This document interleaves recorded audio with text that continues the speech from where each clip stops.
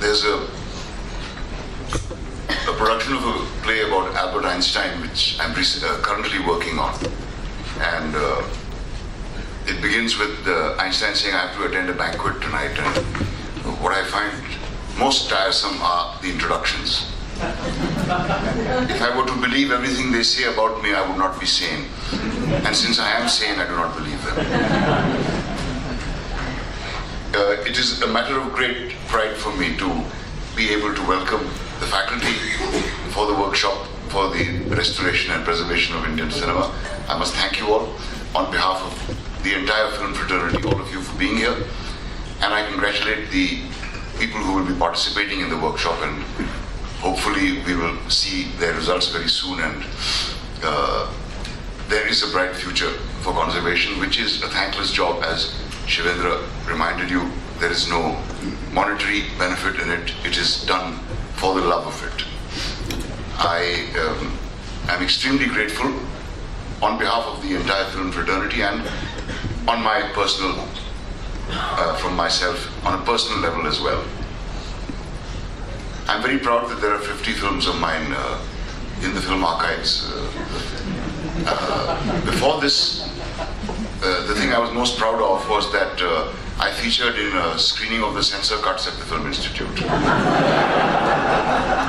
For the uninitiated, censor cuts were screened at 7 a.m. on Sunday mornings. Nair Sahab expected no one to turn up, but they were the most densely attended screenings ever in the Film Institute. Before I came to the FTII, which was in 1973, I was from a small town from Aligarh, and I had spent most of my life in boarding schools. I had never walked out of a movie. You couldn't expect one to. We got a weekly pocket money of 10 rupees a week, and you'd spend the precious 2 rupees 50 paisa on buying a ticket. So you had to squeeze every bit of worth out of that 2 rupees 50 paisa. Coming to the Film Institute was like living in a dream, where you could see a movie at 10 a.m., you could see another movie at 2 in the afternoon, another one at 6 in the evening, and yet another one at 9 at night. And not only were you expected to see these movies, you were encouraged to see them. I couldn't believe that this could be true. I thought I'd wake up one day and find I'm back in school or something. But that is when I started turning a little bit blasé about movies and started walking out of the mystifying ones. The Budovkin, Bresson, Godard. I was unable to digest them, and a lot of acting students also were. We had no reason to study them. I thought they had no relevance to what I was studying, which was acting. So often we would walk in and walk out. Whether it was a screening of a philosophical essay by any great filmmaker, whether it was a Kurosawa film, whether it was a Bombay pot boiler starring Dara Singh or Shammi Kapoor, whether it was a screening of diploma movies, whether it was censor cuts, there was one thing common in all these screenings. It was the presence of this studious gentleman sitting with a notepad and a pen, taking copious notes throughout the screening. Every time. We didn't know who he was. I mistook him for a film nut. I thought he's just a guy who loves watching movies. He was there so much of the time that he became invisible. We had no idea who he was and what he was doing. We didn't notice him after a point. This was Nair Sahab. And it is really, I thought him a film nut, but I had no idea how huge a film nut Nair Sahab is. That he can sit through some of the most intolerable movies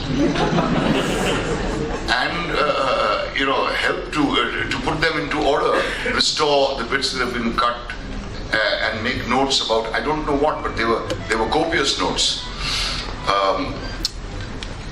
I do not have to turn too eloquent about the importance of the work of conservation and preservation of movies. But what I can do is thank Nair Sahab for his whole life, for the fact that he has inspired a generation of youngsters to follow in his footsteps and to do the same. and to thank all of you for taking on this task, which is a vast one and which hopefully will uncover more and more gems, as Mr. Maktoum was saying, and will be able to preserve our film history for the future. I, having started comparatively late in the film world, there are some movies of mine which are lost forever. And I only started 40 years ago. Notwithstanding the fact that some of them deserve to be lost. At least it would have been a record of their times. And the only consolation is that this won't happen to filmmakers and to people who participate in the making of a film. Because it is every time a labor of love. Even to make a very bad film, you have to work very hard, as we all know. And what the Society for the Preservation and Conservation of Movies, hopefully it will become a full-fledged society someday. So far, it's a workshop, or at least it's a beginning. Like nature's conservationists, you are all trying to preserve a better world for the future generations, and I cannot thank you all enough.